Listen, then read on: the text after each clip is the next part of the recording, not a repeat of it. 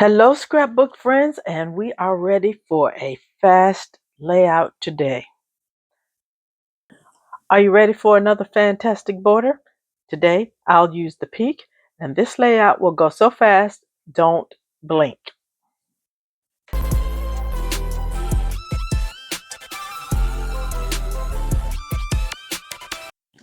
I'll also be using the Decorative Waves Border Maker cartridge and the Friendly Fish border punch.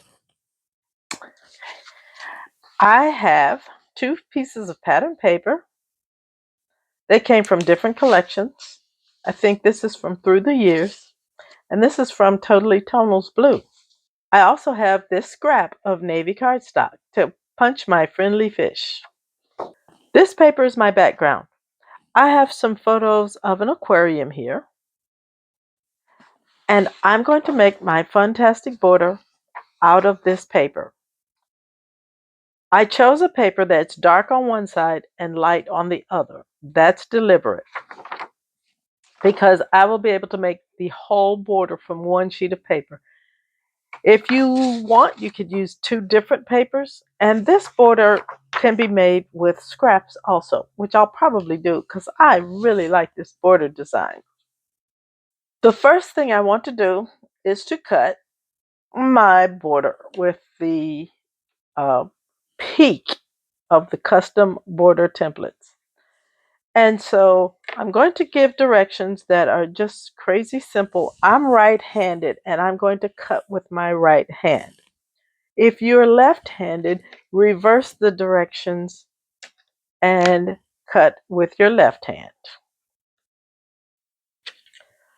So I'm going to begin with my peak pointing to my right because I'm going to be cutting with my right hand.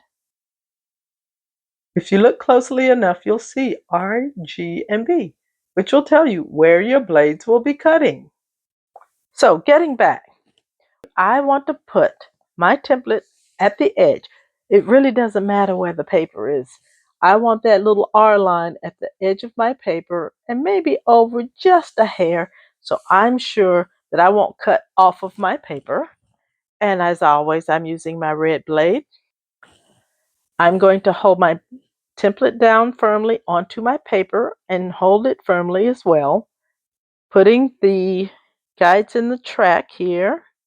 I'm still using my old blade because it still works. I'm going to begin my cut a little bit below the edge of the paper, cut up and then down.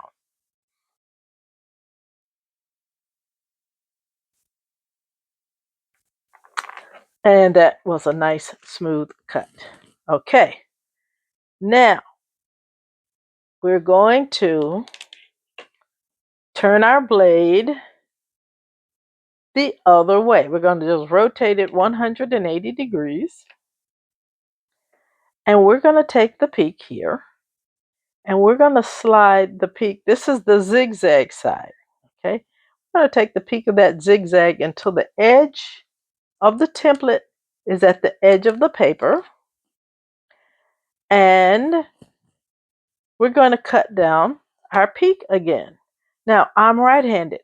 I could cut like this, a little awkward for me. And so I'm just going to turn my whole mat around so I can cut with my red blade. Once again, put the edge of the template at the edge of the paper, hold everything firmly, and cut.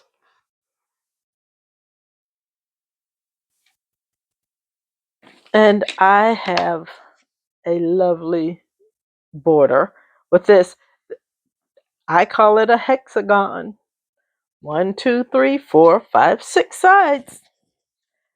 So now we have the top of our border. And we're going to use the lighter side for our flattened hexagon here. And now we're going to take and cut our darker paper using the Decorative Waves Border Maker cartridge.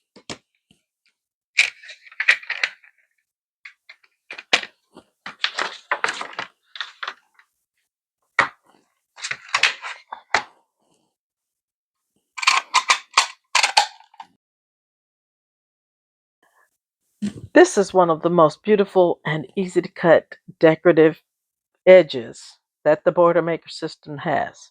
And I want a 1-inch cut. So here's our first edge at 1 inch. And now I'm going to do it again.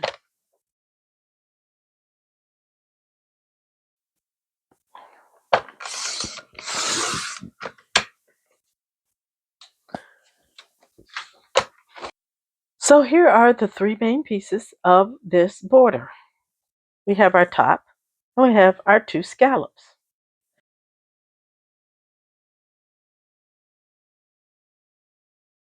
So I'm turning one border and having the waves pointing down. I'm going to leave the other one with the waves pointing up. So now I'm going to take my hexagon and put some repositionable tape on the edge, and I'm going to put the corner of this hexagon shape down 1/4 of an inch from the flat edge of my border. When you do that, you'll have just enough room for the scallop to show through.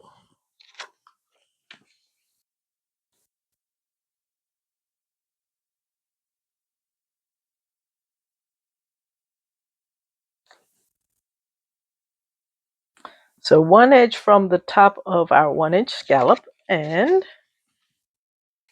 now I'll put the corner of the hexagon 1/4 of an inch from the straight edge.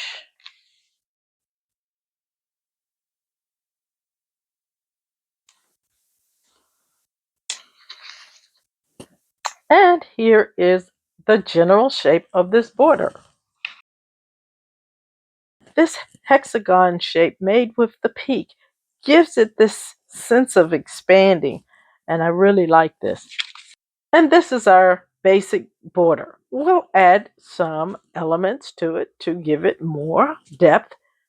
And if you're curious, the overall height of the border in this stage is roughly 2 3/4 of an inch. But I want to add at least one more layer to my border. So I'm going to cut the friendly fish in a navy cardstock.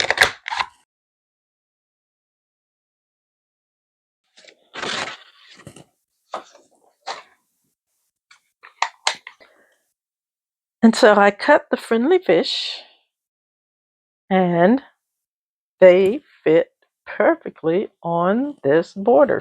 Let's put it on our pattern paper. And this is our fantastic border on our pattern paper. We put down our photos. And I think this is a lovely page. I'm putting my border about 1/4 of an inch from the bottom, or the top is resting at 3 inches up from the bottom. And here we have our layout without a few decorations, but super fast, just putting a beautiful border on. And now we'll look at some decorative elements we can maybe decorate up here. And here's our layout. I'm considering this finished. I mimicked my border by making an embellishment here. I used the 1 3/4 inch circle punch for the dark blue.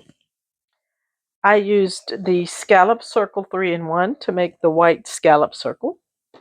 And I punched some more friendly fish just to get this one fish here. And it actually, to get his tail designed just right, you have to make at least 2 punches to get this one fish correct.